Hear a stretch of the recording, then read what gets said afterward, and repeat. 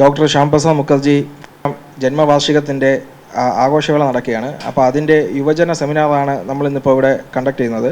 ആദ്യം വന്ദേ മാതരം.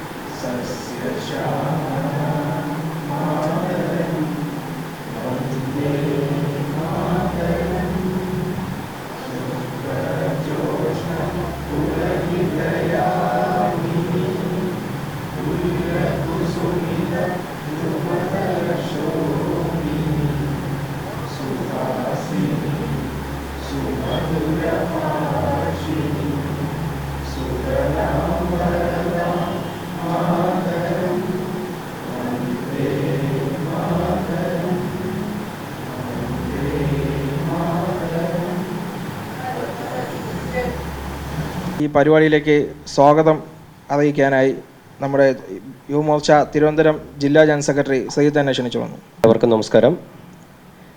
ഡോക്ടർ ശ്യാമപ്രസാദ് മുഖർജിയുടെ 125ാം ജന്മദിനം ആഘോഷത്തോടനുബന്ധിച്ച് തിരുവനന്തപുരം യുവമോർച്ചയുടെ സിറ്റി ജില്ലാ കമ്മിറ്റിയുടെ നേതൃത്വത്തിൽ നടത്തുന്ന യുവജന സെമിനാർ എന്ന പരിപാടിയാണ് ഇവിടെ നടക്കുന്നത്.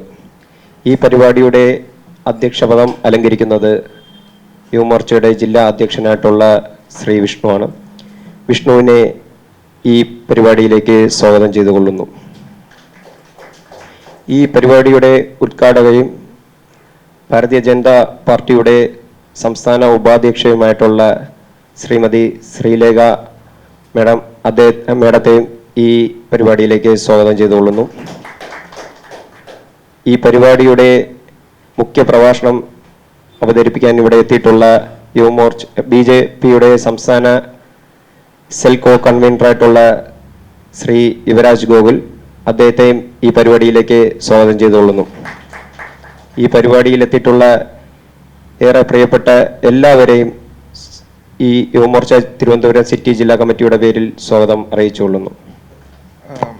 ആരാധ്യയായ നമ്മുടെ BJPയുടെ സംസ്ഥാന ഉപാധ്യക്ഷയും നമ്മുടെ ശാസ്ത്രമംഗലം വാർഡ് കൗൺസിലറുമായ Shri Sreelekha madam, BJP intelligence cell സംസ്ഥാന കോ കൺവീനർ ശ്രീ യുവരാജ് ഗോകുലേട്ടൻ, മറ്റ് വേദിയിലും സദസ്സിലിരിക്കുന്ന എല്ലാവർക്കും നമസ്കാരം. എല്ലാവർക്കും അറിയാം, നമുക്കിപ്പോൾ ഡോക്ടർ ശ്യാംപ്രസാദ് മുഖർജിയുടെ 125ാം വാർഷികമായിട്ട് ബന്ധപ്പെട്ട് എല്ലായിടത്തും ഓരോ ആഘോഷ പരിപാടി നടന്നുകൊണ്ടിരിക്കുകയാണ്. അപ്പോൾ അതിൽ പ്രധാനമായിട്ട് യുവമോർച്ച എല്ലായിടത്തും കണ്ടക്ട് ചെയ്യുന്ന ഒരു സെമിനാറാണ്, യുവാക്കൾക്ക് വേണ്ടി കണ്ടക്ട് ചെയ്യുന്ന സെമിനാറാണ് നമ്മുടെ ഡോക്ടർ ശ്യാംപ്രസാദ് മുഖർജിയും ഭാരതവും. ശ്യാംപ്രസാദ് മുഖർജിയെക്കുറിച്ച് പറയുകയാണെങ്കിൽ പുള്ളി എല്ലാവർക്കും അറിയാം, പുള്ളി ചെറിയ പ്രായത്തിൽ തന്നെ കൊൽക്കത്ത യൂണിവേഴ്സിറ്റിയുടെ വൈസ് ചാൻസലറായി, അവിടെ നിന്നും അതിനുശേഷം നമ്മുടെ നെഹ്റു മന്ത്രിസഭയിലെ ആദ്യത്തെ വ്യവസായ വകുപ്പ് മന്ത്രിയായി, പിന്നെ അതിനുശേഷം മറ്റൊരു മന്ത്രിസഭയായിട്ടുള്ള ചില അവരുടെ തീരുമാനങ്ങൾക്കെതിരായിട്ട് രാജിവെച്ച് രാഷ്ട്രീയത്തിൽ പുതിയ മാറ്റങ്ങൾ വരുത്താനുള്ള ആദ്യത്തെ തറക്കല്ലിടുകയും മറ്റ് നമ്മുടെ സിസ്റ്റത്തിന് തന്നെ എതിരായിട്ട് അവിടെ നിലകൊണ്ടുകൊണ്ടിരുന്ന സിസ്റ്റത്തിന് അതിൻ്റെ തെറ്റുകൾ ചൂണ്ടിക്കാണിക്കാൻ മുന്നോട്ട് വരികയും പുള്ളിയുടെ ജീവചരിത്രം ബാക്കി ഡീറ്റെയിൽ ആയിട്ട് ഗോകുലേട്ടൻ ബാക്കി മാഡം സംസാരിക്കും, ഞാൻ അതിലോട്ട് പോകുന്നില്ല. അപ്പോൾ നമ്മൾ യുവാക്കളുടെ ഇടയിലോട്ട് നമ്മുടെ ശ്യാംപ്രസാദ് മുഖർജിയുടെ ജീവിതം എന്താണെന്നുള്ളത് യുവാക്കൾ മനസ്സിലാക്കാനും അവർക്ക് അത് ഉൾക്കൊള്ളാനും അത് പ്രചോദനമാവാൻ വേണ്ടിയിട്ടാണ് നമ്മൾ ഇന്ന് ഈ സെമിനാർ ഇവിടെ സംഘടിപ്പിക്കാനിടയായത്. പുള്ളിയുടെ ജീവചരിത്രം ബാക്കി കാര്യങ്ങളും നമ്മളെ അതിഥികൾ സംസാരിക്കുന്നതാണ്. ഈ പരിപാടി ഉദ്ഘാടനം ചെയ്ത് സംസാരിക്കാനായിട്ട് നമ്മുടെ ശ്രീലേഖ മാഡത്തിനെ ക്ഷണിച്ചുകൊള്ളുന്നു.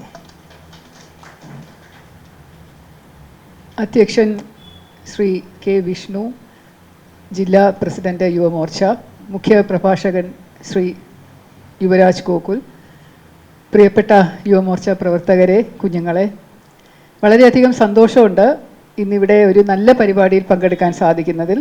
വളരെയധികം പ്രയാസം തോന്നുന്നു ഇത് വെറും 20 ആൾക്കാരായി മാത്രം ചുരുങ്ങിയതിൽ. യുവമോർച്ചയ്ക്ക് വേണമെന്ന് വിചാരിച്ചാൽ ഒരു 100-150 പേരെ 5 മിനിറ്റ് കൊണ്ട് സംഘടിപ്പിക്കാനാകുമെന്ന് എനിക്കറിയാം. നമ്മുടെ ഒരു പ്രക്ഷോഭം വന്നു കഴിഞ്ഞാൽ ആരെങ്കിലും നിങ്ങളൊന്ന് സെക്രട്ടേറിയറ്റ് മാർച്ച് നടത്തണം, അല്ലെങ്കിൽ നിങ്ങളൊന്ന് പോയി വട്ടിയൂർക്കാവ് പോലീസ് സ്റ്റേഷൻ മാർച്ച് നടത്തണം എന്ന് പറഞ്ഞു കഴിഞ്ഞാൽ 5 മിനിറ്റിൽ തന്നെ ഒരു 200 പേരെയൊക്കെ നിങ്ങൾ ഒപ്പിക്കും എന്നുള്ളത് ഞാൻ കണ്ടിട്ടുള്ളതാണ്. പക്ഷേ ഇവിടെ ഒരു നല്ല ഒരു സെമിനാർ നടക്കുമ്പോൾ നിങ്ങൾക്കെല്ലാം അറിയാം, അതുകൊണ്ടാണെന്ന് തോന്നുന്നു ആരും വരാത്തത്. എല്ലാവരും സരളിൻ്റെ ഡിജിറ്റൽ പ്രശിക്ഷൺ പരീക്ഷയൊക്കെ പാസ്സായി സർട്ടിഫിക്കറ്റ് വാങ്ങിയിരിക്കുന്നവരാണ്. അതിലൊരു മോഡ്യൂളുണ്ട് നമ്മുടെ ഡോക്ടർ ശ്യാം പ്രസാദ് മുഖർജി അദ്ദേഹത്തിനെ കുറിച്ച്. അപ്പോൾ അതിൻ്റെ എല്ലാം വീഡിയോയും കണ്ട് പരീക്ഷയും എഴുതി മെറിറ്റിൽ പാസ്സായ സർട്ടിഫിക്കറ്റുമായിട്ടിരിക്കുന്ന ആൾക്കാർക്ക് ഇനി ഒരു സെമിനാർ കൊണ്ട് എന്താണ് ഉപയോഗം എന്ന് ചിന്തിച്ചായിരിക്കാം പലരും വരാത്തതെന്ന് തോന്നുന്നു. പക്ഷേ വിഷ്ണു കുറച്ചും കൂടെ ഒന്ന് ഉത്സാഹിച്ചിരുന്നെങ്കിൽ എനിക്ക് തോന്നുന്നു കുറച്ചും കൂടെ കസേരകൾ നിറയ്ക്കാൻ സാധിച്ചേനേന്ന്. പക്ഷെ എന്നിരുന്നാലും നമ്മളിപ്പോൾ നടത്തുന്ന ഈ പരിപാടിയുടെ ഗാംഭീര്യം ഉൾക്കൊണ്ടുകൊണ്ട് 6-ാം തീയതി ഡോക്ടർ ശ്യാം പ്രസാദ് മുഖർജി എന്ന് പറയുന്ന നമുക്ക് ഭാരതീയ ജനതാ പാർട്ടിക്കോ ഭാരതത്തിനോ ഒരിക്കലും വിസ്മരിക്കാൻ പാടില്ലാത്ത ഒരു നാമമാണ്, ഒരു വ്യക്തിത്വമാണ്. അപ്പോൾ അദ്ദേഹത്തെ ഓർക്കാതെ ഒരു നിമിഷം പോലും ഭാരതീയ ജനതാ പാർട്ടിയുടെ ആൾക്കാർ ജോലി ചെയ്യുന്ന ആർക്കും ഉണ്ടാകാൻ പാടില്ല എന്നാണ് എനിക്ക് പറയാനുള്ളത്. കാരണം നമ്മുടെ BJPയുടെ തലതൊട്ടപ്പൻ അല്ലെങ്കിൽ അതിൻ്റെ മുൻഗാമിയായ ജനസംഘ എന്ന് പറയുന്ന പാർട്ടി, ഭാരതീയ ജനസംഘ പാർട്ടി ആദ്യമായിട്ട് രൂപീകരിച്ച ഒരു വ്യക്തിയാണ്. അതുകൂടാതെ തന്നെ 50 വർഷം 51ാമത്തെ വയസ്സിലാണ് അദ്ദേഹം വളരെ ദുരൂഹമായ സാഹചര്യത്തിൽ മരിക്കുന്നത്. അദ്ദേഹത്തിൻ്റെ വളരെ വളരെ എന്താണ് വളരെ സൂക്ഷ്മതയുള്ള ഒരു തലച്ചോറ് ആയിരുന്നു എന്ന് പലപ്പോഴും എനിക്ക് തോന്നിയിട്ടുണ്ട്. അദ്ദേഹത്തെക്കുറിച്ച് വായിക്കുമ്പോഴും അദ്ദേഹം പറഞ്ഞ ചില കാര്യങ്ങൾ ഓർക്കുമ്പോഴും ഒക്കെ ഈ ചെറിയ പ്രായത്തിൽ തന്നെ ഇത്രയും നല്ല ഒരു ബുദ്ധിശക്തി അദ്ദേഹത്തിന് എവിടെ നിന്നാണ് കിട്ടിയത് എന്ന് നമുക്ക് മനസ്സിലാക്കിയെടുക്കാൻ പ്രയാസമാണ്. പക്ഷേ നമ്മുടെ ഹിന്ദുത്വം അതിൽ നിന്ന് കിട്ടിയതാണെന്നുള്ളത് വ്യക്തവുമാണ്. കാരണം വളരെ ചെറിയ പ്രായത്തിൽ തൊട്ട് ഹിന്ദു മഹാസഭയിൽ ചേർന്ന് കൽക്കട്ടയിൽ പ്രവർത്തിച്ചിരുന്ന ഒരാളായിരുന്നു. അതുകൊണ്ട് ഹിന്ദുത്വത്തിൽ നിന്ന് കിട്ടിയ നമ്മുടെ സമുദായത്തിൽ നിന്ന് മാത്രമല്ല, നമ്മുടെ പ്രാചീന പുരാണ ഇതിഹാസ ലിപികളിൽ നിന്നും അവിടെ നിന്നൊക്കെ കിട്ടിയ വിവരങ്ങൾ അദ്ദേഹത്തിന് ഒരുപാട് ബുദ്ധിശക്തി നൽകിയതായിട്ടാണ് എനിക്ക് തോന്നിയിട്ടുള്ളത്. അദ്ദേഹം കൂടാതെ ഹിന്ദു മഹാസഭയുടെ പ്രസിഡൻ്റായി ഒരു 3 വർഷം നമുക്ക് രാജ്യം സ്വാതന്ത്ര്യം നേടുന്നതിന് മുമ്പ് ജോലി ചെയ്യുകയും ചെയ്തിരുന്നു. വളരെ ചെറിയ പ്രായത്തിൽ, എല്ലാം ചെറിയ പ്രായത്തിലായിരുന്നു അദ്ദേഹം ചെയ്തിരുന്നത്. നമ്മുടെ ശങ്കരാചാര്യരുമായിട്ട് ഒരുപാട് ഓർമ്മിപ്പിക്കുന്ന ഒരു ജീവിത സപര്യയായിരുന്നു ഡോക്ടർ ശ്യാം പ്രസാദ് മുഖർജിയുടെ എന്ന് പലപ്പോഴും തോന്നാറുണ്ട്. അദ്ദേഹം പറഞ്ഞ ഒരു വലിയ കാര്യം, അത് എന്തുകൊണ്ടാണ് നെഹ്റുവിനോട് പ്രതിഷേധിച്ചുകൊണ്ട് മന്ത്രിസഭയിൽ നിന്ന് രാജിവെച്ചത് എന്ന കാര്യം നമുക്കറിയാം. ലിയാഖത്ത് അലി എന്ന് പറയുന്ന ഒരു പ്രസിഡന്റ്, പാകിസ്ഥാന് പ്രൈം മിനിസ്റ്റർ പാകിസ്ഥാനിലുണ്ടായിരുന്ന അദ്ദേഹം 1950-ലാണ് ഏറ്റവും വലിയ ചൂഷണം ഇന്ത്യയിലെ മൈനോറിറ്റീസിനെതിരെ നടന്നത്. പാകിസ്ഥാനിലും അതെ, നമ്മുടെ ഹിന്ദുക്കൾക്കെതിരെ ഏറ്റവും വലിയ ചൂഷണം പാകിസ്ഥാനിൽ നടന്ന വിഭജനത്തിന് ശേഷം ബ്രിട്ടീഷുകാരുടെ സാമ്രാജ്യത്വം അവസാനിപ്പിച്ചിട്ട് പോകുമ്പോൾ അവരുടെ ഏറ്റവും പ്രിയങ്കരമായ ഒരു വിഷയം ഭാരതത്തിന് സമ്മാനിച്ചിട്ട് പോകുമായിരുന്നു. അതായത് വിഘടിച്ച് ഭരിക്കുക എന്നുള്ളത്, ഡിവൈഡ് ആൻഡ് റൂൾ. കൊച്ചു കാര്യങ്ങളാക്കി വെട്ടിമുറിച്ചു കൊണ്ടുള്ള ഒരു ഭരണം എന്ന് പറയുന്നത് ഒട്ടും എളുപ്പമായിരിക്കില്ല ഒരിക്കലും. അങ്ങനെ ഭാരതം എന്ന് പറയുന്ന മഹാരാജ്യത്തെ വിഘടിച്ച് മുസ്ലിംസിന് ഒരു രാജ്യം കൊടുത്തുകൊണ്ട് ഹിന്ദുക്കൾക്കൊരു രാജ്യമെന്ന് പറഞ്ഞ് നൽകുമ്പോൾ തന്നെ പ്രശ്നങ്ങളുടെ തുടക്കമായി എന്ന് മനസ്സിലാക്കാൻ ഒരു ബുദ്ധിശക്തിയുള്ള ഒരു വ്യക്തിയായിരുന്നു നമ്മുടെ ശ്യാം പ്രസാദ് മുഖർജി. അദ്ദേഹം പറഞ്ഞത്, ഒരു രാജ്യത്തിന് ഒരിക്കലും 2 ഭരണഘടന, 2 നേതാക്കന്മാർ, 2 കൊടികൾ എന്നിവ ഉണ്ടാകാൻ പാടില്ല. നേതാക്കന്മാരല്ല, നല്ല വളരെ മനോഹരമായിട്ടുള്ളൊരു ഹിന്ദി വചനമുണ്ട്, അത് ചിലപ്പോൾ ഗൂഗിൾ പറയും അതിനെക്കുറിച്ച്. അദ്ദേഹം വളരെയധികം പ്രതിഷേധിച്ചിരുന്ന കാര്യമായിരുന്നു ഈ നെഹ്റു ലിയാഖത്ത് പാക്ട് എന്ന് പറഞ്ഞൊരു ധാരണാപത്രം ഡൽഹിയിൽ വെച്ച് ഒപ്പിട്ടു.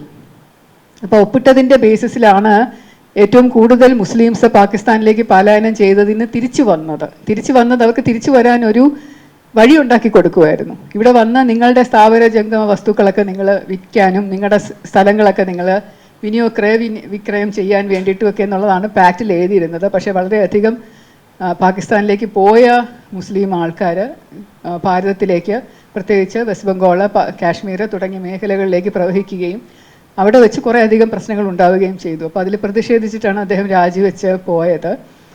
എന്നിട്ട് അത് ആർട്ടിക്കിൾ 370 അറിയാമല്ലോ, നമ്മുടെ ഏറ്റവും ഭാരതത്തിൻ്റെ ഭരണഘടനയുടെ നട്ടെല്ലിനെ വളയ്ക്കുന്ന, അതെപ്പോഴും ഒരു വേദന നൽകിക്കൊണ്ടിരുന്ന ഒരു വകുപ്പാണ്. അത് പ്രകാരം ഭാരതത്തിൽ എന്ത് നിയമം വന്നാലും അത് എല്ലായിടത്തും ബാധകമാണ്, പക്ഷേ ജമ്മു ആൻഡ് കാശ്മീരിൽ ബാധകമല്ല എന്നുള്ളൊരു സ്ഥിതിയായിരുന്നു. അവർക്ക് പ്രത്യേക നിയമം, പ്രത്യേക കോൺസ്റ്റിറ്റ്യൂഷൻ, പ്രത്യേക കാര്യങ്ങൾ എല്ലാം പ്രത്യേകമായിരുന്നു. നമ്മുടെ ഇപ്പോഴത്തെ പ്രധാനമന്ത്രി മോദിജി, അദ്ദേഹമാണ് അതിനെ ഒരു ധൈര്യം കാണിച്ചത് തന്നെ. എത്രയോ നാളായിട്ട് ശ്രമിച്ചെങ്കിലും ഇത് ആർട്ടിക്കിൾ 370 എടുത്ത് കളയാൻ ഒരു ധൈര്യം കാണിക്കുകയും ജമ്മു ആൻഡ് കാശ്മീരിനെ പൂർണ്ണമായിട്ട് ഭാരതത്തിൻ്റെ കീഴിൽ കൊണ്ടുവരാനും ഒരേ രീതിയിൽ ഭരിക്കാനും ഇപ്പോൾ സാധിക്കുന്നത് എനിക്ക് തോന്നുന്നു ഇദ്ദേഹത്തിന്, ഈ ശ്യാമപ്രസാദ് മുഖർജി, അദ്ദേഹത്തിന് വളരെയധികം ആത്മാവ് സന്തോഷിക്കുന്ന ഒരു കാര്യം തന്നെ ആയിരിക്കും. അപ്പോൾ അതുകൊണ്ട് വലിയ നെഹ്റു നമ്മുടെ ഈ ഇന്ത്യൻ നാഷണൽ കോൺഗ്രസ്സിൽ പ്രവർത്തിച്ചിരുന്ന ആളായിരുന്നു ഡോക്ടർ മുഖർജി.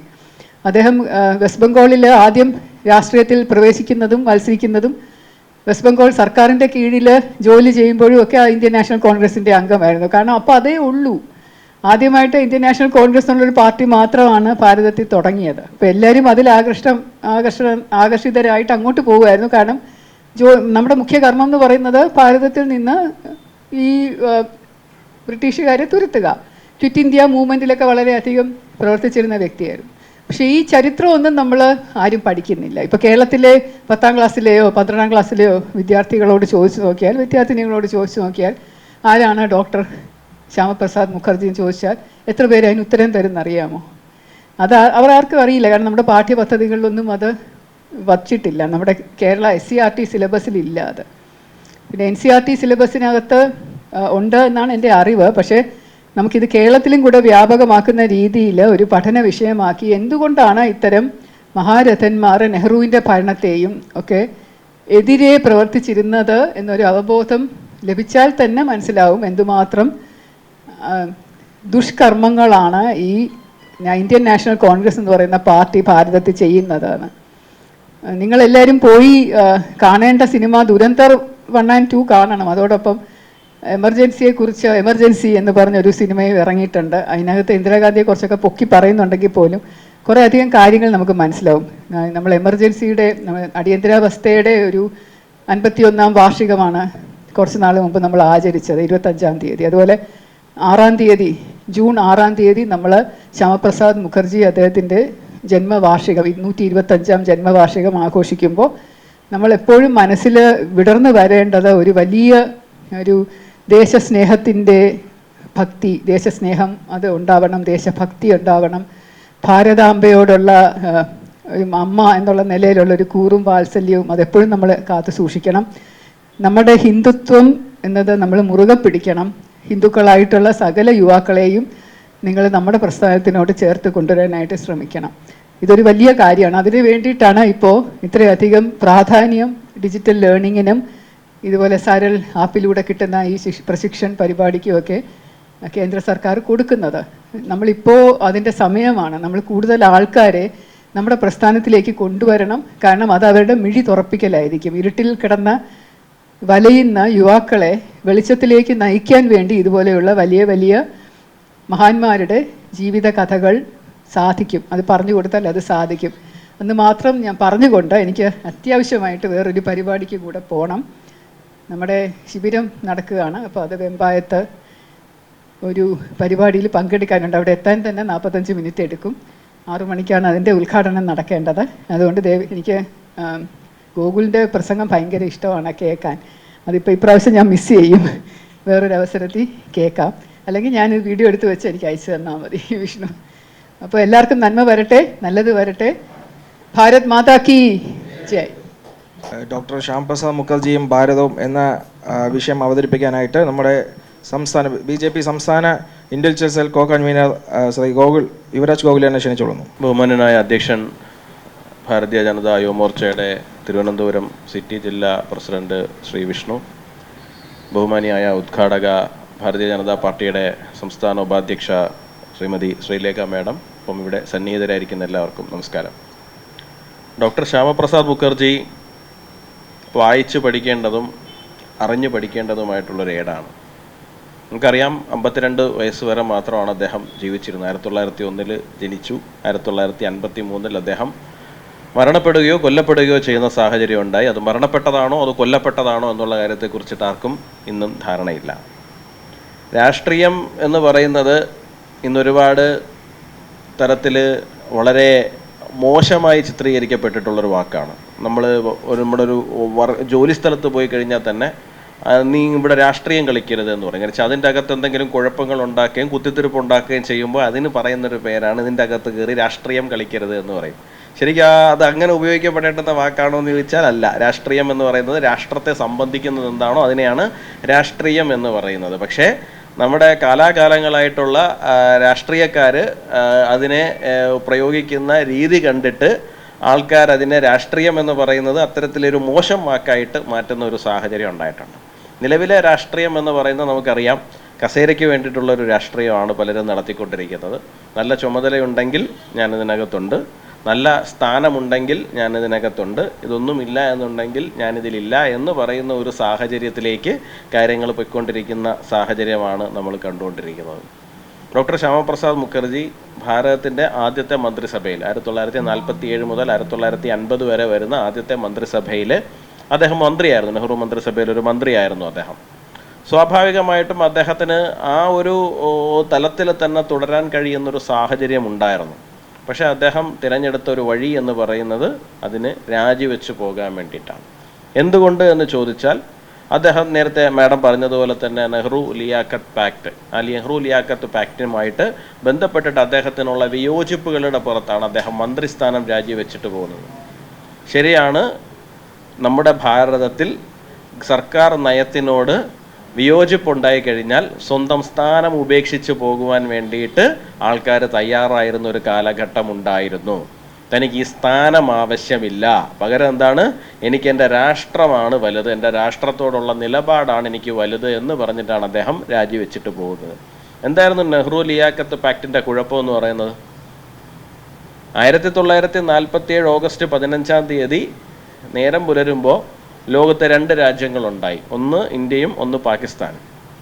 ഈ ഇന്ത്യയും പാകിസ്ഥാനും ഉണ്ടാകുന്ന സമയത്ത് ലോകം കണ്ട ഏറ്റവും വലിയ ബ്ലഡ് ഷെഡാണ് ആ വിഭജനവുമായി ബന്ധപ്പെട്ടിട്ട് ആ കാലഘട്ടങ്ങളിലുണ്ട്. അത് ഒരു ദിവസത്തെയോ 2 ദിവസത്തെയോ ഉണ്ടായിരുന്നു. ഓഗസ്റ്റ് 10 തുടങ്ങി 15 അങ്ങനെയൊന്നുമല്ല, ഒരു സീരീസ് ഓഫ് ഇൻസിഡൻസ് ആയിരുന്നു ഉണ്ടായിരുന്നത്. ഞാൻ നമ്മുടെ ഇദ്ദേഹത്തിൻ്റെ ലാരി കോളിൻസും ഡൊമിനിക് ലാപ്പിയറും എഴുതിയൊരു പുസ്തകമുണ്ട്, ഫ്രീഡം അറ്റ് മിഡ് നൈറ്റ് എന്ന് പറഞ്ഞിട്ട്. ആ ഫ്രീഡം അറ്റ് മിഡ് നൈറ്റിൽ ഒരു സംഭവത്തെക്കുറിച്ച് വിശദീകരിക്കുന്നുണ്ട്. ആ സംഭവം എന്ന് പറയുന്നത്, ലാഹോറിൽ നിന്നൊരു ട്രെയിന് ഡൽഹിയിൽ വന്ന് ഇറങ്ങുന്ന സമയത്ത് ആ ട്രെയിന് മുഴുവൻ ശവങ്ങളായിരുന്നു എന്നാണ് പറയുന്നത്. അതിനകത്ത് ഒരു സ്ത്രീ അവസാന നിമിഷം ഇത് ഡൽഹിയാണ്, ഇന്ത്യയാണ്, ഇന്ത്യൻ ആർമിയാണ് നിങ്ങൾക്കൊപ്പം ഉള്ളത് എന്നൊക്കെ പറയുന്ന സമയത്ത് എഴുന്നേറ്റ് അവർ മാത്രമാണ് അതിനകത്ത് ജീവനോടെ ഉണ്ടായിരുന്നത്. ഭർത്താവിൻ്റെ തലയെടുത്ത് കൈ പിടിച്ചുകൊണ്ട് അവർ നിലവിളിക്കുകയായിരുന്നു എന്നാണ് പറയുന്നത്. അത്രയും രക്തരൂക്ഷിതമായിരുന്നു. നിങ്ങൾക്കത് പറഞ്ഞു കഴിഞ്ഞാൽ മനസ്സിലാക്കാൻ പറ്റില്ല. ഞാനൊരിക്കൽ എഴുതിയിട്ടുണ്ട്, ഞാനൊരു 2004 വരെ ബീഫ് കഴിച്ചുകൊണ്ടിരുന്ന ആളാണ്. ഞാൻ ബീഫ് നിർത്തിയത് എന്തെങ്കിലും സ്പിരിച്വലായിട്ടുള്ള ഒരു പ്രോസസ്സിൻ്റെ ഭാഗമായിട്ടല്ല നിർത്തിയത്. എനിക്ക് 17 വയസ്സുള്ളപ്പോൾ നിർത്തിയത് ഈ പുസ്തകം വായിച്ചിട്ടാണ്. ഈ പുസ്തകം എന്ന് പറയുന്നത് അടിമുടി RSS വിമർശനമാണ് ആ പുസ്തകത്തിനകത്തുള്ളത്. പക്ഷേ ആ പുസ്തകം വായിച്ചിട്ടാണ് ഞാൻ ഒരു കടുത്ത RSSകാരനായിട്ട് മാറിയതും. ആ പുസ്തകം വായിച്ചിട്ടാണ് ഞാൻ ബീഫ് നിർത്തിയതാണ്. മറ്റൊന്നും കൊണ്ടല്ല, ഈ വിഭജനം നടക്കുന്ന സമയത്ത് ഈ നമ്മളെ മാപ്പിള കലാപമൊക്കെ ഉണ്ടല്ലോ, മാപ്പിള കലാപം ഒരു ഭാഗത്ത് മാത്രം നിന്നിരുന്നതാണെന്നുണ്ടെങ്കിൽ അതങ്ങനെയല്ല. വീടുകളിൽ കയറുന്നു, പിടിച്ചിറക്കുന്നു, ആൾക്കാരെ കൊല്ലുവാണ്, ഒരു മയവുമില്ലാണ്ട് കൊല്ലുവാണ്. ഇന്നലെ വരെ നമ്മുടെ വീട്ടിൽ പാല് കൊണ്ടുവന്നിരുന്ന ആൾ, ഇന്നലെ വരെ നമ്മുടെ വീട്ടിൽ എന്തെങ്കിലുമൊക്കെ പണിക്ക് വന്നിരുന്ന ആൾക്കാർ, അല്ലെങ്കിൽ വളരെ സൗഹൃദം പുലർത്തിയിരുന്ന ആൾക്കാർ, ഇവരൊക്കെ ഇന്ന് രാവിലെ നമ്മുടെ വീട്ടിലേക്ക് കയറി വരുന്നത് കൊല്ലാൻ വേണ്ടിയിട്ട് വരുന്നതാണ്. നമ്മുടെ വീട്ടിലെ സ്ത്രീകളെ ബലാത്സംഗം ചെയ്യാൻ വേണ്ടിയിട്ടുള്ള അത്രയും രക്തരൂക്ഷിതമായിട്ടുള്ള സാഹചര്യം നമുക്ക് ചിന്തിക്കാൻ പോലും സാധിക്കില്ല. കാരണം നമ്മളൊരു പ്രദേശം, നിങ്ങളൊന്ന് ചിന്തിച്ചു നോക്കുക, സോംബികളുടെ ഇടയിൽ പെട്ടാൽ എങ്ങനെ ഉണ്ടാവും എന്നുള്ളത് അല്ലേ? സോംബികളുടെ ഇടയിൽ പെട്ടാൽ എന്തായിരിക്കും അവസ്ഥ? നമ്മൾ നമ്മുടെ വീട്ടിലിരിക്കുന്നു, ചുറ്റുപാടുമുള്ള ആൾക്കാരൊക്കെ പിരിഞ്ഞു പോകുന്നു. അപ്പോൾ മീൻസ് നമ്മൾ ഹിന്ദുക്കളായിട്ടുള്ള ആൾക്കാർ അല്ലെങ്കിൽ സിഖുകാരായിട്ടുള്ള ആൾക്കാരൊക്കെ ആ നാട് വിട്ടു പോകുന്നു. അപ്പം നമ്മൾ നമ്മുടെ വിചാരിക്കുകയാണ് എന്താണ്, ഇല്ല അപ്പുറത്തെ സുക്കൂറും മൻസൂറും ഒക്കെ നമ്മളോട് വളരെ സുഹൃത്തുക്കളാണല്ലോ, അപ്പം നമുക്കിവിടെ പ്രശ്നമൊന്നും വരില്ല എന്ന് പറഞ്ഞ് ജീവിക്കുന്നു. പിറ്റേ ദിവസമാണ് സുക്കൂറിനെയും മൻസൂറിനെയൊക്കെ ശരിക്കും കടിച്ചിരുന്ന ഒരു വൈറസ് ഉണ്ടായിരുന്നു, സോംബി വൈറസ് ഉണ്ടായിരുന്നു. ഇവരൊക്കെ കൂടെ നമ്മുടെ വീട്ടിൽ വന്ന് നിൽക്കുകയാണ്. നമ്മൾ എന്ത് ചെയ്യും? എങ്ങോട്ടോടും? ഒന്നും ചെയ്യാനില്ല. അവർ വന്ന് തൊലി ഉരിച്ച് നിർത്തും, പെട്രോൾ ഒഴിച്ച് കത്തിക്കും. ഇതൊക്കെ ഞാൻ വെറുതെ എക്സാജറേറ്റ് ചെയ്ത് പറയുന്നതല്ല, നടന്ന സംഭവമാണ്. അപ്പോൾ ഈ ഹിന്ദുക്കളായിട്ടുള്ള ആൾക്കാരെ പിടിച്ചോണ്ട് വന്നിട്ട് കെട്ടിയിട്ടിട്ട് പീഡിപ്പിക്കും. അങ്ങനെ പെട്ടെന്നൊന്നും കൊല്ലില്ല, അങ്ങനെ പെട്ടെന്ന് കൊന്ന ആരെയും അവർ രക്ഷിക്കില്ല. ഇഞ്ചിഞ്ചായിട്ട് പീഡിപ്പിച്ചൊക്കെ കൊല്ലത്തുള്ളൂ.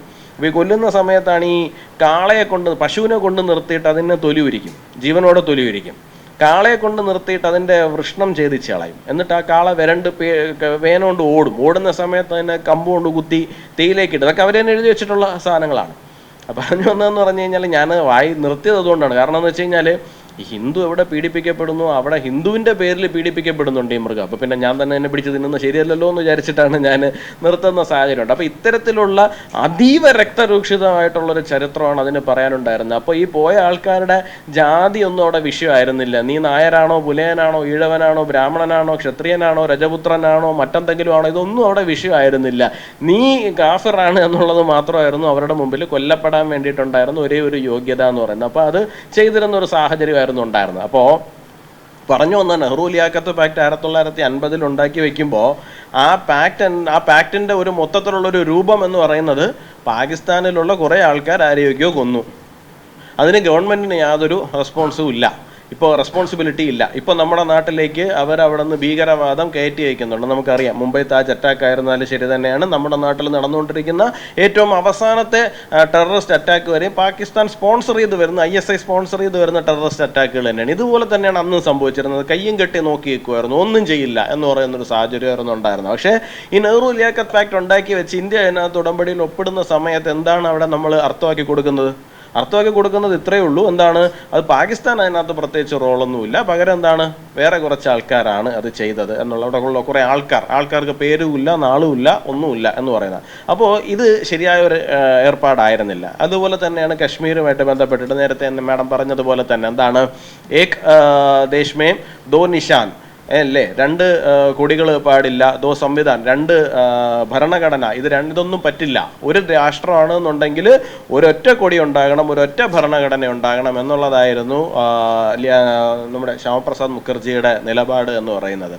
കശ്മീർ എന്ന് പറയുന്ന ഒരു സംസ്ഥാനം, ജമ്മു കാശ്മീർ എന്ന് പറയുന്ന ഒരു സംസ്ഥാനം ഉണ്ടാകുന്നു.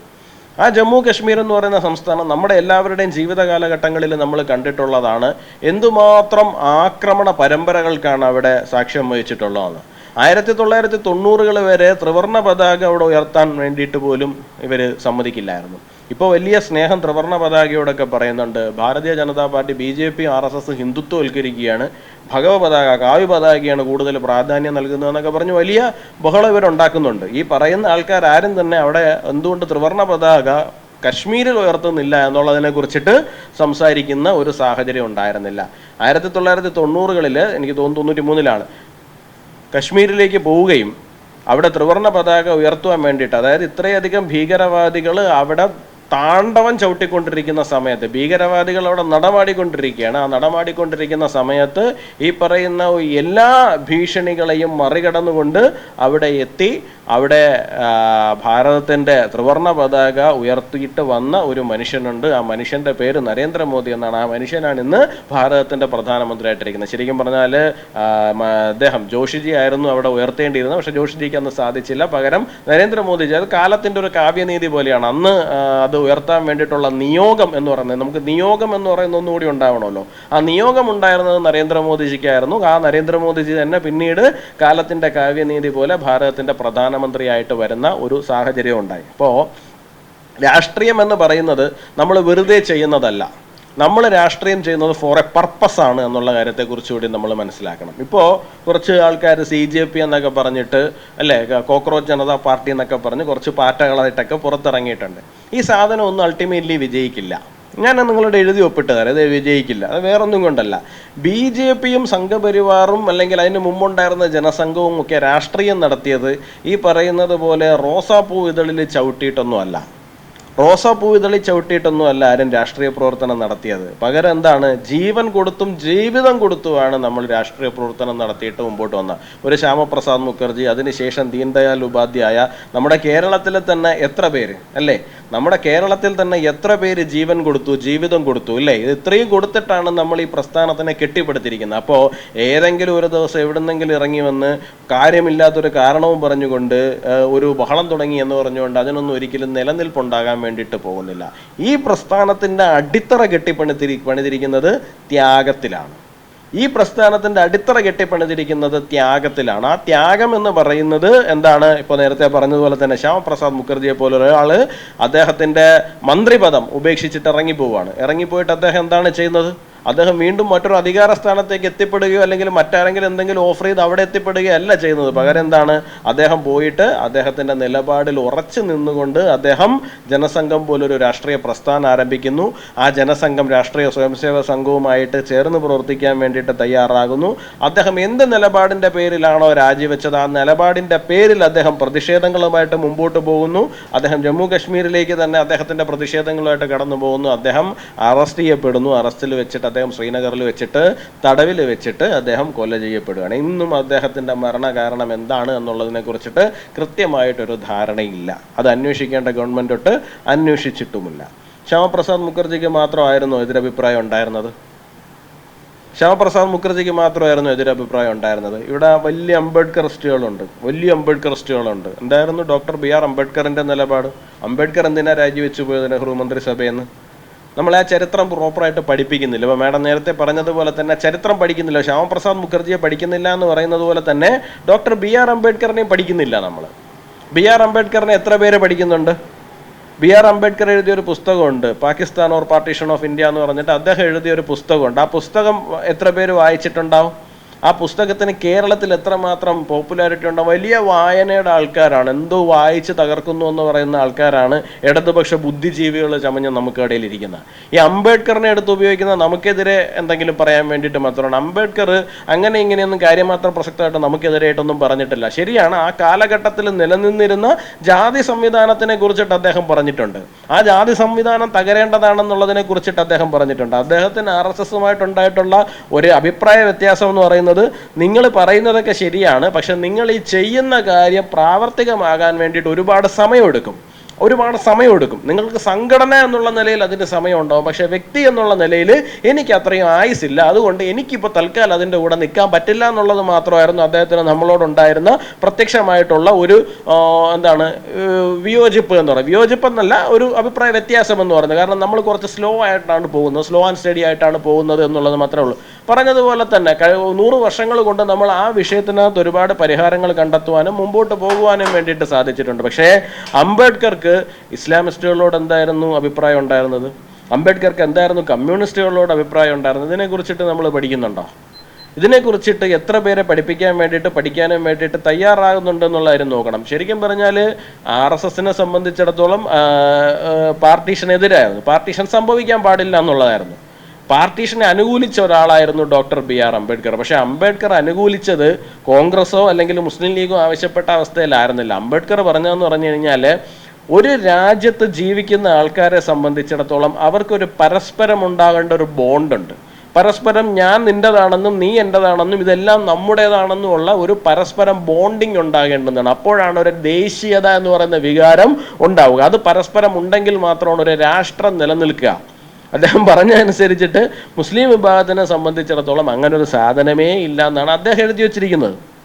ഞാൻ പറഞ്ഞതല്ല, അദ്ദേഹം എഴുതി വെച്ചിരിക്കുന്ന സാധനമാണ്. ഇവർക്ക് ഈ പറയുന്ന വികാരം ഇന്ത്യയിൽ ഉണ്ടായില്ല, അതുകൊണ്ട് ഇവരെല്ലാവരും കൂടി പുതിയൊരു രാജ്യം ഉണ്ടാക്കി പോകുന്നെങ്കിൽ പോകട്ടെ എന്നുള്ളതായിരുന്നു അംബേദ്കറുടെ നിലപാട്. ശരിക്കും പറഞ്ഞാൽ നമ്മൾ എടുക്കുന്നതിനേക്കാളും വളരെ തീവ്രമായിട്ടുള്ള ഹിന്ദു നിലപാടാണ് BR അംബേദ്കർ ആ വിഷയത്തിനകത്ത് എടുത്തത്. ഒരു ഒളിയോ മറയോ ഇല്ലാണ്ടാണ് അദ്ദേഹം അതിനകത്ത് വിമർശിച്ചിരിക്കുന്നത്. അദ്ദേഹത്തിൻ്റെ ഏറ്റവും വലിയ കൺസേൺ ആയിട്ട് അദ്ദേഹം പറഞ്ഞിരിക്കുന്നത് തന്നെ 1857 ഒന്നാം സ്വാതന്ത്ര്യ സമരം കഴിയുന്ന സമയത്ത് ബ്രിട്ടീഷ് ആർമിയിലുണ്ടായിരുന്ന ഹിന്ദു സൈനികർ അത്രയധികം കയറി പ്രശ്നം ഉണ്ടാക്കിയിരിക്കുകയാണ്, റിവോൾട്ട് ചെയ്തിരിക്കുകയാണ്.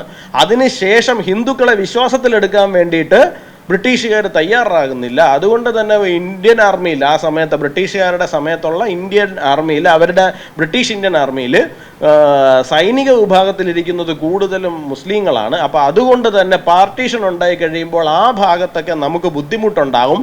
അതുകൊണ്ട് അത് പരിഹരിക്കാൻ വേണ്ടിയിട്ട് നമ്മൾ പരിശ്രമങ്ങൾ ഉണ്ടാക്കണം എന്നുള്ളതാണ് അംബേദ്കർ പറയുന്നത്. അത്രയും തീവ്രമായിട്ടാണ് അദ്ദേഹം പറഞ്ഞിരിക്കുന്നതും ചിന്തിച്ചിരിക്കുന്നത്. പക്ഷേ അതിനെക്കുറിച്ചിട്ടൊന്നും തന്നെ നമ്മൾ പഠിക്കുന്നില്ല.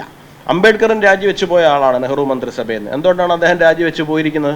അദ്ദേഹം പറഞ്ഞിരിക്കുന്നത് തന്നെ ഈ ഗവൺമെൻറ് ഭരിക്കുന്നത് തന്നെ മുസ്ലിം വിഭാഗത്തിന് വേണ്ടി മാത്രമാണ് എന്നാണ് അംബേദ്കർ പറഞ്ഞത്. അംബേദ്കർ രാജിവെച്ച് പോയിരിക്കുന്നത് അംബേദ്കറിൻ്റെ കത്തിലുള്ളതാണ്. എന്താണ് ഇത്? ഗവൺമെന്റ് ഭരിക്കുന്നത് തന്നെ ന്യൂനപക്ഷങ്ങൾക്ക് വേണ്ടിയിട്ടാണ്. ഇവിടെയുള്ള മറ്റ് വിഭാഗങ്ങൾക്ക് ഒന്നും തന്നെ യാതൊരു തരത്തിലുള്ള പരിഗണനയും കിട്ടുന്നില്ല എന്ന് പറഞ്ഞിട്ടാണ് BR അംബേദ്കർ രാജിവെച്ചിട്ട് പോകുന്നത് തന്നെ. അപ്പോൾ അത് മാത്രമല്ല, അന്നത്തെ എന്താണ് ജിയോ പൊളിറ്റിക്കൽ സിറ്റുവേഷനിലുള്ള ഇന്ത്യയുടെ നയതന്ത്ര ഇടപെടലുകൾ മറ്റ് രാജ്യങ്ങളുമായിട്ട് ബന്ധപ്പെട്ടിട്ട് അദ്ദേഹം തന്നെ പറയുന്നുണ്ട്, ഇന്ത്യ സ്വതന്ത്രമാകുന്ന സമയത്ത് ലോകത്തുള്ള മുഴുവൻ രാജ്യങ്ങളും നമുക്ക് ആശംസകൾ നേർന്നവരാണ്, എല്ലാവരും നമ്മളോട് സുഹൃത്തുക്കളാണ്. അദ്ദേഹം രാജിവെക്കുന്ന സമയത്ത് അദ്ദേഹം പാർലമെന്റ് എന്ന് പറയുകയാണ്, ഇന്നൊന്ന് തിരിഞ്ഞു നോക്കണം എത്ര പേരാണ് നമ്മുടെ കൂടെ ഉള്ളത്, എത്ര ലോകരാജ്യങ്ങളിൽ നിന്ന് നമ്മുടെ കൂടെ ഉണ്ട്.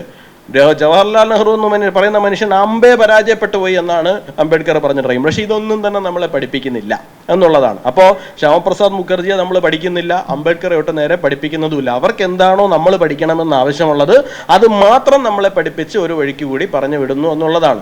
അപ്പോൾ ഭാരതീയ ജനതാ പാർട്ടിയെ സംബന്ധിച്ചിടത്തോളം, ഭാരതീയ ജനതാ പാർട്ടിയുടെ പ്രവർത്തകരെ സംബന്ധിച്ചിടത്തോളം നമ്മൾ വെറുതെ ഏതെങ്കിലും നമുക്ക് ഇനിയിപ്പോൾ രാഷ്ട്രീയത്തിൽ ചേരാം, അതുകൊണ്ട് ഏത് രാഷ്ട്രീയത്തിൽ ചേരാം, അതോ ആ രാഷ്ട്രീയത്തിൽ പോയി ചേരാം എന്ന് പറഞ്ഞുകൊണ്ട് വെറുതെ ഇറങ്ങിപ്പോയി ഒരു രാഷ്ട്രീയ പാർട്ടിയിൽ ചേർന്ന് വന്നിരിക്കുന്ന ആൾക്കാരല്ല നമ്മൾ ഈ രാഷ്ട്രീയത്തിനൊപ്പം ഇറങ്ങി നടന്നത് ഒരു കാര്യത്തിന് വേണ്ടിയിട്ടാണ്, ഒരു പർപ്പസിന് വേണ്ടിയിട്ടാണ്, ഒരു കാരണത്തിന് വേണ്ടിയിട്ടാണ്. നമുക്കൊരു കാരണമുണ്ട്, ഐഡിയോളജിക്കലായിട്ട് നമുക്കൊരു കാരണമുണ്ട്. ആ കാരണത്തിന് വേണ്ടിയിട്ടാണ് നമ്മൾ ഇറങ്ങി നടന്നിരിക്കുന്നത്. ആ കാരണം എന്ന് പറയുന്നത് ഒരു കാലഘട്ടത്തിൽ ഭാരതം ലോകത്തിൻ്റെ വിശ്വഗുരുവായിട്ട് നിലനിന്നിരുന്ന ഒരു രാഷ്ട്രമാണ്. ആ വിശ്വഗുരു സ്ഥാനത്ത് നിന്ന് നമ്മൾ പതിയെ നമ്മൾ ഇറങ്ങിപ്പോകുന്ന സാഹചര്യം ഉണ്ടായി. നമ്മളൊരു മൂന്നാം ലോക രാജ്യം മാത്രമായിട്ട് അധംപതിച്ചു പോകുന്ന ഒരു സാഹചര്യം ഉണ്ടായി. നമ്മൾ ദരിദ്രന്മാരുടെ മാത്രം രാജ്യമായിട്ട് നമ്മൾ അധംപതിച്ചു പോകുന്ന ഒരു സാഹചര്യം ഉണ്ടായി. ഉടുതുണിക്ക് മറുതുണി ഇല്ലാത്ത പട്ടിണി പാവങ്ങളുടെ മാത്രം ഒരു രാജ്യമായിട്ട് നമ്മൾ അധംപതിച്ചു പോയി. അവിടെ നിന്ന് നമ്മൾ തിരിച്ചു കയറി വന്ന് ലോകത്തിൻ്റെ ആ സിംഹാസനത്തിലേക്ക് കടന്നിരിക്കുവാനുള്ള പൊട്ടൻഷ്യൽ നമുക്കുണ്ട്. പക്ഷേ അവിടേക്ക് എത്തിക്കുവാൻ വേണ്ടിയിട്ട് ഒരു വിഷനുള്ള, ഒരു പർപ്പസ് ഉള്ള ഒരു പാർട്ടിക്ക് മാത്രം, അല്ലെങ്കിൽ ഒരു ഐഡിയോളജിക്ക് മാത്രമേ സാധിക്കുകയുള്ളൂ. നമ്മളൊരു ഐഡിയോളജിക്ക് വേണ്ടിയിട്ട് ഒരു പാർട്ടിയിലേക്ക് വന്നതാണ്, അല്ലാണ്ട് ഒരു പാർട്ടിയിൽ വന്നിട്ട് പിന്നെ ആ പാർട്ടിയുടെ ഐഡിയോളജിയിലേക്ക് നമ്മൾ വന്നതല്ല. നമ്മളൊരു ഐഡിയോളജിക്ക് വേണ്ടിയിട്ട്, നമ്മളൊരു ലക്ഷ്യത്തിന് വേണ്ടിയിട്ട് ഈ പ്രസ്ഥാനത്തിലേക്ക് കടന്നു വന്നതാണ്. അത് നമ്മൾ മാത്രമല്ല, ഈ പ്രസ്ഥാനത്തിലേക്ക് കടന്നു വന്ന ആൾക്കാരെ മുഴുവൻ എടുത്തു കഴിഞ്ഞാലും നിങ്ങൾക്കറിയാം. ഇപ്പം ശരിയാണ്, ചില ആൾക്കാരൊക്കെ ഒന്നോ രണ്ടോ ആൾക്കാരെ ഇപ്പോൾ MP സ്ഥാനം കിട്ടി, അല്ലെങ്കിൽ മന്ത്രിസ്ഥാനം കിട്ടി, അല്ലെങ്കിൽ മറ്റെന്തെങ്കിലും സ്ഥാനം കിട്ടി എന്ന് പറഞ്ഞുകൊണ്ട് വന്നിട്ടുള്ള ആൾക്കാരുണ്ടാകുമായിരിക്കും. ഇതൊന്നും ഇല്ലാതെ കടന്നു വന്നിട്ടുള്ള ആൾക്കാർ കഷ്ടപ്പെട്ട് കെട്ടിപ്പടുത്ത് കൊണ്ടുവന്നതാണ് ഭാരതീയ ജനതാ പാർട്ടി എന്ന് പറയുന്നത്. അതുകൊണ്ട് തന്നെ നമ്മളെ സംബന്ധിച്ചിടത്തോളം ശ്യാമപ്രസാദ് മുഖർജി എന്ന് പറയുന്നത് ഒഴുക്കം മട്ടിൽ വായിച്ച് പഠിച്ചു പോകേണ്ടുന്ന ഒരു പേരല്ല. ഇന്ത്യയിലെ ഏറ്റവും പ്രായം കുറഞ്ഞ വൈസ് ചാൻസലറായിട്ട് മാറിയ ഒരു മനുഷ്യനാണ്. 30-31 വയസ്സുള്ളപ്പോൾ കൽക്കട്ടയിൽ അദ്ദേഹം വൈസ് ചാൻസലറായിട്ട് മാറുന്നതാണ്. അത്രയും എഡ്യൂക്കേറ്റഡ് ആൻഡ് ഇൻ്റലക്ച്വൽ ആയിരുന്നു ശ്യാമപ്രസാദ് മുഖർജിയെ പോലെ ഒരാൾ. അദ്ദേഹത്തിന് ഈ പറയുന്ന ഒരു ഇടത് നാട്യമൊക്കെ എടുത്ത് ഉടുത്തിരുന്നു എന്നുണ്ടെങ്കിൽ അന്ന് അദ്ദേഹത്തിന് നെഹ്റു മന്ത്രിസഭയിൽ ഈ വലിയ തലത്തിലേക്ക് തന്നെ അദ്ദേഹത്തിന് പോയി ഇരിക്കാൻ വേണ്ടി കഴിയുന്ന ഒരു സാഹചര്യം ഉണ്ടാവുമായിരുന്നു. ശ്രീനഗറിൽ ഏതോ ജയിലിൽ കിടന്ന് ആരും അറിയാണ്ട് മരിച്ചു പോകേണ്ടുന്നൊരു സാഹചര്യം ഒന്നും ഉണ്ടാകില്ലായിരുന്നു ശ്യാമപ്രസാദ് മുഖർജിയെ സംബന്ധിച്ചിടത്തോളം. അത്രയും ഹൈലി ഇൻ്റലക്ച്വൽ ആയിരുന്നു അദ്ദേഹത്തെ സംബന്ധിച്ചിടത്തോളം. അപ്പോൾ അങ്ങനെയുള്ള ആൾക്കാർ തൻ്റെ ജീവനും ജീവിതവും ഒക്കെ വേണ്ടാന്ന് വെച്ച് തനിക്ക് കിട്ടുമായിരുന്ന എല്ലാ സൗഭാഗ്യങ്ങളെയും ഉപേക്ഷിച്ചിട്ട് ജയിലറകളിലേക്ക് പോകാൻ തയ്യാറായ ഇടത്ത് നിന്നാണ് രാഷ്ട്രീയമായിട്ട് നമ്മുടെ ഒരു വളർച്ചയുടെ പടവുകൾ ആരംഭിക്കുന്നത്. നമ്മൾ ഏതെങ്കിലും ഷോർട്ട് കട്ടിലൂടെ ഒരു ദിവസം കൊണ്ടോ 2 ദിവസം കൊണ്ടോ വളർന്നു വന്ന് കയറി വന്ന ആൾക്കാരല്ല, പട്ടിയായിട്ട് പണിയെടുത്ത് കയറി വന്നിട്ടുള്ള ആൾക്കാരാണ്. രാഷ്ട്രീയം എന്ന് പറയുന്നത് തീർച്ചയായിട്ടും നമ്മൾ നേട്ടങ്ങൾ മാത്രമല്ല, പറയുമ്പോൾ ഉണ്ടാവണമല്ലോ, നമുക്ക് വീഴ്ചകളും ഉണ്ടാകാം. ആ വീഴ്ചകളിൽ നിന്ന് ഒളിച്ചോടുന്ന പാരമ്പര്യവും പാർട്ടിക്കില്ല എന്നുള്ളതാണ്. ഇപ്പം തന്നെ നിങ്ങൾക്ക് കണ്ടാൽ മനസ്സിലാവും. നീറ്റ് പരീക്ഷ വന്നു, നീറ്റ് വിഷയം വന്നു. നീറ്റ് വിഷയത്തിൽ നമുക്ക് പാളിച്ചകൾ ഉണ്ടായപ്പോൾ അത് പ്രശ്നമൊന്നും ഇല്ല എന്ന് പറഞ്ഞ് ഒളിച്ചോടാനാണോ ശ്രമിച്ചത്, അതോ റീടെസ്റ്റ് നടത്താനാണോ ശ്രമിച്ചത്? റീടെസ്റ്റ് നടത്തുന്നതുമായി ബന്ധപ്പെട്ടിട്ട് എന്തുമാത്രം പ്രശ്നങ്ങളുണ്ടായി. പക്ഷേ ഒരു തീരുമാനം എടുത്തിട്ടുണ്ട്. എന്താണ്? ഞങ്ങളിത് ശരിയാക്കാൻ വന്നവരാണ്, അല്ലാണ്ട് ഒളിച്ചോടാൻ വന്നവരല്ല. ശരിയാണ്, ഇത്രയും വലിയ രാജ്യത്ത്, ഇത്രയും വലിയൊരു സംവിധാനത്തിൽ പരീക്ഷ നടത്തുന്ന സമയത്ത് തെറ്റുകുറ്റങ്ങൾ വന്നിട്ടുണ്ട്. എല്ലാവരും മനുഷ്യരാണല്ലോ, ആരും ദൈവങ്ങളൊന്നും അല്ലല്ലോ. തീർച്ചയായിട്ടും തെറ്റുകുറ്റങ്ങൾ വന്നിട്ടുണ്ട്. ആ തെറ്റുകുറ്റങ്ങൾ വന്നെടുത്ത് അതിനെ ഓൺ ചെയ്യാനുള്ള ധാർമ്മികത നമ്മൾ കാണിക്കുന്നുണ്ട് എന്നുള്ളതാണ്. അതുകൊണ്ടാണ് നരേന്ദ്രമോദി സർക്കാർ 12 വർഷം കഴിഞ്ഞും ഇന്നും ശക്തമായിട്ട് മുമ്പോട്ട് പോയിക്കൊണ്ടിരിക്കുന്നത്. ഇപ്പോൾ രാമക്ഷേത്രവുമായി ബന്ധപ്പെട്ടിട്ടുണ്ടായ വിഷയം ഒരു വ്യക്തിപരമായി എനിക്ക് ഒരു തരത്തിൽ അംഗീകരിച്ചു കൊടുക്കാൻ കഴിയുന്ന ഒരു കാര്യമല്ല. കാരണം 5 നൂറ്റാണ്ട് നീണ്ടു നിന്ന ഒരു പോരാട്ടത്തിൻ്റെ ബാക്കി പത്രമാണത്. അത്രയും വലിയൊരു ബാക്കി പത്രത്തിൽ വരുന്ന ഒരു ഇടത്ത് അത്തരത്തിലൊരു മോശം സംഭവം ഉണ്ടാകുന്നത് എന്ന് പറയുന്നത് ഒരു തരത്തിലും നമുക്ക് അംഗീകരിച്ചു കൊടുക്കാൻ കഴിയില്ല. അവിടെ നമ്മൾ കൈ കഴുകി പോകാൻ വേണ്ടിയിട്ടല്ല ശ്രമിക്കുന്നത്. പകരം SIT കൊണ്ടുവന്നിട്ട് അവിടെ ആരൊക്കെ കുഴപ്പം കാണിച്ചോ ആ കുഴപ്പം കാണിച്ചവരെ മുഴുവൻ പുറത്തേക്ക് കൊണ്ടുവരാൻ വേണ്ടിയിട്ടാണ് നമ്മൾ ശ്രമിക്കുന്നത്. അതാണ് പാർട്ടി വിത്ത് ഡിഫറൻസ് എന്നുള്ള തലത്തിലേക്ക് ഭാരതീയ ജനതാ പാർട്ടിയെ കൊണ്ടുവരുന്നത്. കാരണം നമ്മൾ പറയുന്നതിനോട് നമ്മൾ ആത്മാർത്ഥത പുലർത്തുന്നുണ്ട് എന്നുള്ളതാണ്. അപ്പോൾ തീർച്ചയായിട്ടും ശ്യാമപ്രസാദ് മുഖർജിയെ പോലെ ഒരാൾ, അദ്ദേഹത്തെ കുറിച്ചിട്ട് നമ്മൾ വായിച്ചറിയണം, കൂടുതൽ അടുത്തറിയണം. വായിച്ചും അടുത്തും മാത്രമല്ല, ആ കാലഘട്ടത്തിന്റെ ചരിത്രം മുഴുവൻ വായിച്ച് മനസ്സിലാക്കുമ്പോഴാണ് ശ്യാമപ്രസാദ് മുഖർജി എന്തായിരുന്നു എന്നുള്ള കാര്യവും ഭാരതീയ ജനസംഘം എന്തായിരുന്നു എന്നുള്ള കാര്യവും പിന്നീട് അത് ഭാരതീയ ജനതാ പാർട്ടിയിലേക്ക് വരുമ്പോൾ ഉണ്ടാവുന്ന കാര്യവും. ഇപ്പോൾ മാഡം പറഞ്ഞതുപോലെ തന്നെ ദുരന്തർ 1 and 2 അത് കാണുമ്പോൾ തന്നെ ഇപ്പോൾ ആ സിനിമയിൽ എഴുതി കാണിച്ചിരിക്കുന്ന മുഴുവൻ ശരിയാകണമെന്നൊന്നുമില്ല. പക്ഷെ എന്നിരുന്നാൽ പോലും എന്തായിരുന്നു 2014 മുമ്പെന്നും 2014 ശേഷം എന്തൊക്കെ സംഭവിച്ചു എന്നുള്ള കാര്യത്തെക്കുറിച്ചിട്ടും നമുക്കൊരു ധാരണയെങ്കിലും കിട്ടും എന്നുള്ളതാണ്. അപ്പോൾ തീർച്ചയായിട്ടും എല്ലാവർക്കും കൂടുതൽ ശക്തമായിട്ട് മുമ്പോട്ട് പോകാൻ സാധിക്കട്ടെ എന്ന് ആത്മാർത്ഥമായിട്ട് ആശംസിച്ചുകൊണ്ട് നിർത്തുന്നു. എല്ലാവർക്കും നന്ദി, നമസ്കാരം. ഈ പരിപാടിയിൽ നന്ദി അറിയിക്കാനായിട്ട് യുവമോർച്ചയുടെ ജില്ലാ വൈസ് പ്രസിഡന്റ് ശ്രീ മഹേഷിനെ ക്ഷണിച്ചുകൊള്ളുന്നു. നമസ്കാരം. ഈ പരിപാടി മുഖ്യ പ്രഭാഷണം ചെയ്ത് സംസാരിച്ച യുവരാജ് ഗോകുൽ ചേട്ടന് എൻ്റെ പേരിലും ഭാരതീയ യുവമോർച്ചയുടെ പേരിലും നന്ദി പറഞ്ഞുകൊള്ളുന്നു. അതിനോടൊപ്പം ഈ പരിപാടി ഉദ്ഘാടനം ചെയ്ത് സംസാരിച്ച ശ്രീലേഖ മാഡം, യുവമോർച്ചയുടെ ജില്ലാ പ്രസിഡന്റ് വിഷ്ണു, ഈ പരിപാടിയിലെത്തിയ യുവമോർച്ച പ്രവർത്തകർ, യുവതി യുവാക്കൾ എല്ലാവർക്കും എൻ്റെ പേരിലും ഭാരതീയ യുവമോർച്ചയുടെ പേരിലും ഞാൻ നന്ദി പറഞ്ഞുകൊണ്ട് നിർത്തുന്നു.